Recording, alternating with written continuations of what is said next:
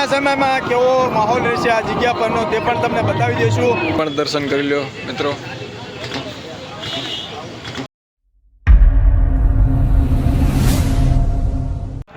તો સ્વાગત કરું છું મિત્રો તમારું બધાનું આપણા એક નવા વ્લોગની અંદર.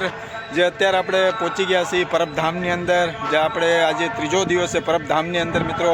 તો જોઈએ કે ભાઈ આજને અષાઢી બીજ નિમિત્તે કેટલી મોટી સંખ્યામાં ભાવિ ભક્તો આવી પહોંચ્યા છે અને મેળાનો કેવો માહોલ છે અને મંદિરમાં કેવી ટ્રાફિક છે અને લોકમેળો જે છે તેમાં કઈ રીતનું પબ્લિક છે તે તમામે વસ્તુ આપણે જોઈશું અને તમારે સૌ આગળ આપણે શેર કરશું. તો મિત્રો વિડીયોમાં બના રહીજો. બહુ સરસ મજાનો વિડીયો બનવાનો છે. જો કે આજે આપણો ત્રીજો દિવસ છે અને પાર્ટ 1 અને પાર્ટ 2 જો ન જોયા હોય તો ફટકથી જોઈ આવજો મિત્રો.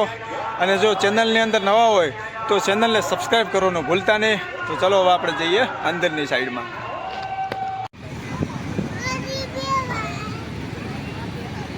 અને ફાઇનલી હવે મંદિરનો જે પ્રવેશ દ્વાર છે, જે રજવાડી ગેટ બનાવ્યો છે, ત્યાં આપણે પહોંચી ગયા છીએ.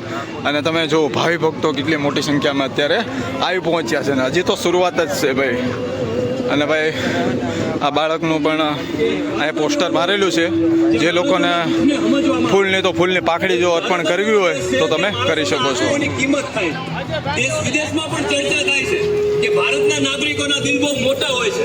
તો એ જ ભારતના નાગરિકો પાસે મારે એક મદદની જરૂર છે. એક 3 મહિનાનું બાળક છે જેનું નામ દુષ્યંત પંચાલ છે, જેને SMA ટાઈપ 1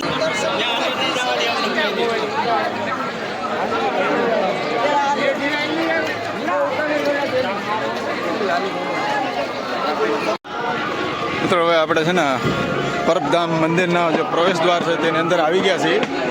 અને તમે ભાવિ ભક્તો અત્યારે છે ને નોર્મલ અત્યારે ટ્રાફિક છે. જો કે હજી 11 વાગી ગયા છે.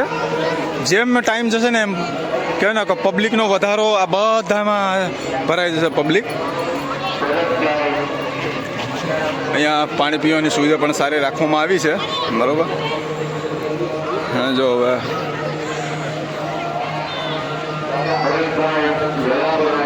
ભાઈ પરબધામની અંદર મારા મિત્ર સર્કલ મળી ગયા છે. મનીષભાઈ વાઘ આલરિયાથી. કેવું લાગે મનીષભાઈ? કેટલા વર્ષથી આવો છો? 5-6 વર્ષ. જો કે 2-3 વર્ષથી મને જ ભટકાઈ જાય છે એટલે ભાઈ આનંદ ફીલ થાય છે. અને ભાઈ ખૂબ મજા આવે છે આપણે પરબધામની અંદર. અને જોઈ શકો તમે કેટલી મોટી સંખ્યામાં અત્યારે ભાવિ ભક્તો આવી પહોંચ્યા છે. તો મિત્રો અત્યારે આપણે મંદિરની અંદર આવી ગયા છે. અને મંદિરની અંદર તમે જો કે ભાઈ કેટલી મોટી સંખ્યામાં અત્યારે ભાવિ ભક્તો દર્શન કરવા માટે લાઈન લાગી છે અહીંયાથી. જો અહીંયા યજ્ઞ હવન ચાલુ છે આ સાઈડમાં.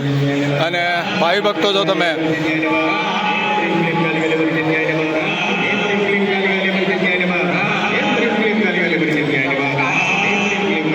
બધી છે ને ભાઈ દર્શન કરવા માટેની લાઈન લાગેલી છે.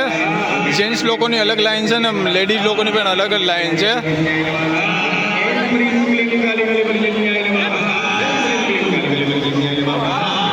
તો મિત્રો જો તમે અત્યારે આ જે ભોજનાલય જે આ આંબાવાડી વિસ્તાર છે તેમની અંદર કેટલી મોટી સંખ્યામાં ભાવિ ભક્તો અત્યારે ભોજન પ્રસાદ લઈ રહ્યા છે.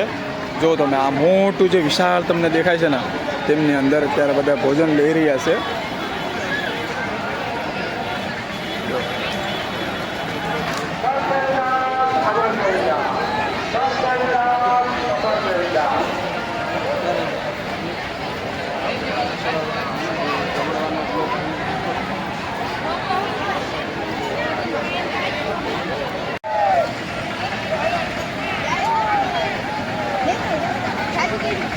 તો મિત્રો આજે ભોજન પ્રસાદીમાં શું વસ્તુ છે તે આપણે જોઈશું.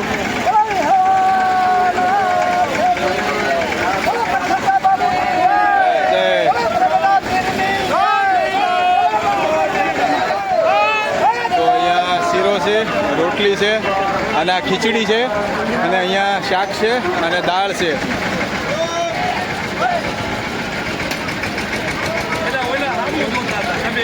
તો મિત્રો જોઈ શકો કેટલી મોટી સંખ્યામાં આજે ડીશો અને વાટકી રાખો છે અને બધા ભાવિ ભક્તોને બધા આપતા જાય છે. સદદેવીદાસ સમરદેવીદાસ.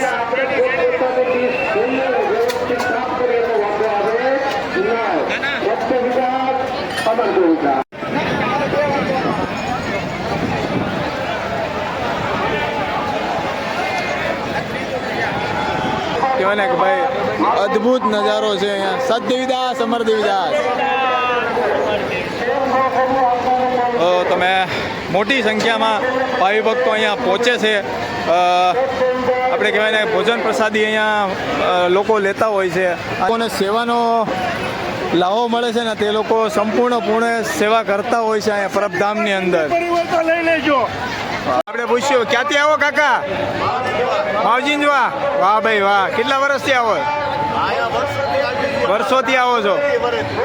કેવું આનંદ આવે અહીંયા આવીને?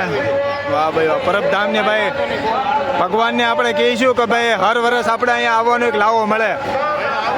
વાહ ભાઈ વાહ.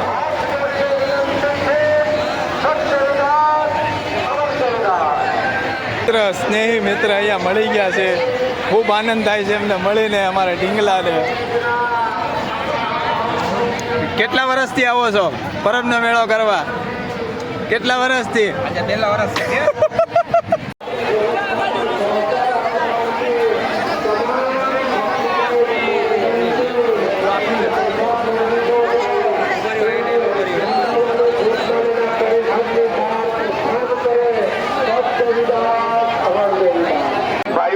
નમ્ર વિનંતી, નાના બાળકોની જાહેરાત માટે આવો, મોટા ઘરે જ આવશે, ક્યાંય નહીં જાય, મૂકવાના જ નથી તમને. હવે એ ખીલે જ આવે હાંજે. સત્યદેવ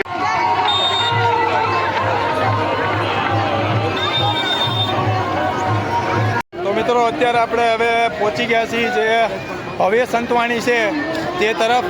અને ત્યાં પણ આપણે જોઈશું કે ભાઈ ભવ્ય સંતવાણીમાં અત્યારે સંતવાણી કેવી રીતની ચાલુ છે અને સાંજના સમયમાં કેવો માહોલ રહેશે આ જગ્યા પરનો તે પણ તમને બતાવી દઈશું.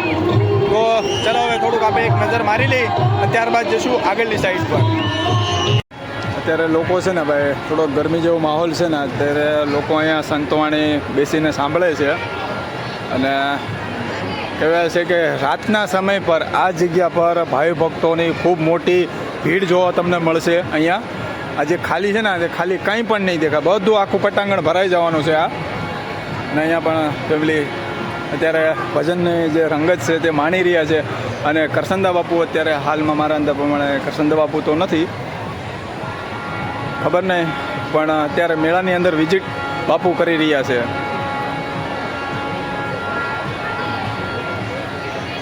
અને મિત્રો હવે આપણે છે ને બહારની સાઈડ જઈશું અને ત્યાં પણ આપણે જોઈશું કે ભાઈ બહારમાં ગતિવિધિ અત્યારે કેવી ચાલુ છે અને કઈ રીતનું જ્યાં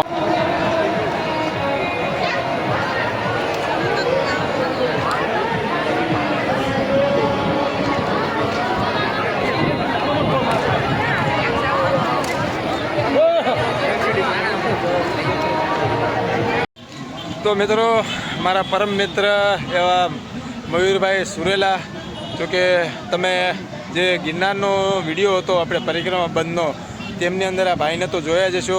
તેણે ખૂબ આપણે જુનાગઢની અંદર મદદ કરી. અને ભાઈ આજથી 4 વર્ષ પહેલાં ભાઈને મેં કીધું હતું કે તમે અમારે કહેવાય ને કે જુનાગઢ, તમારે એ ભાઈનો જ જુનાગઢ જિલ્લો થાય છે અને પરબ, પણ એ કોઈ દિવસ આવ્યા નહોતા પરબધામની અંદર.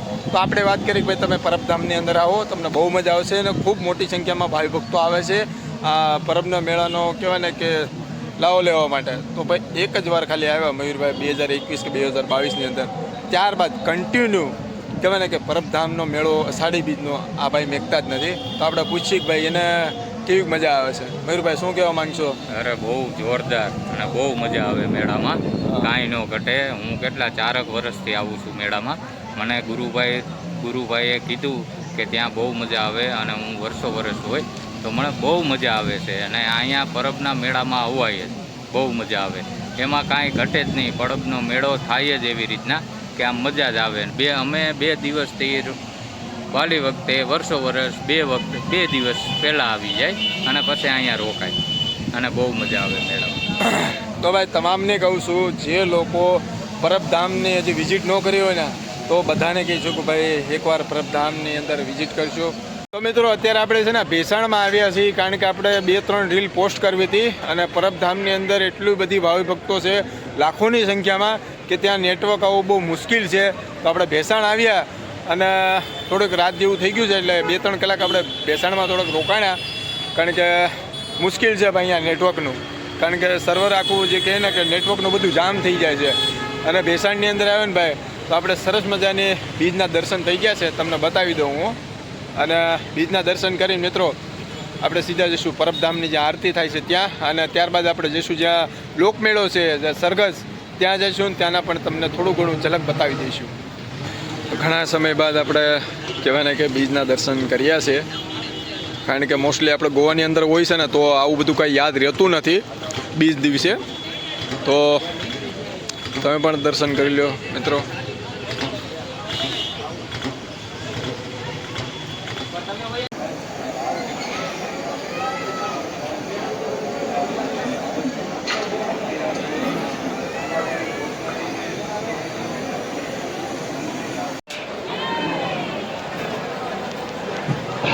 દેવીદાસ બાપુ દેવીદાસ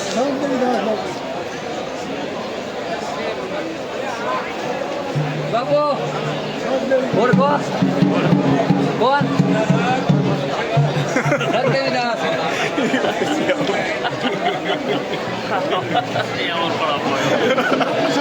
ત્યાંથી કરજો.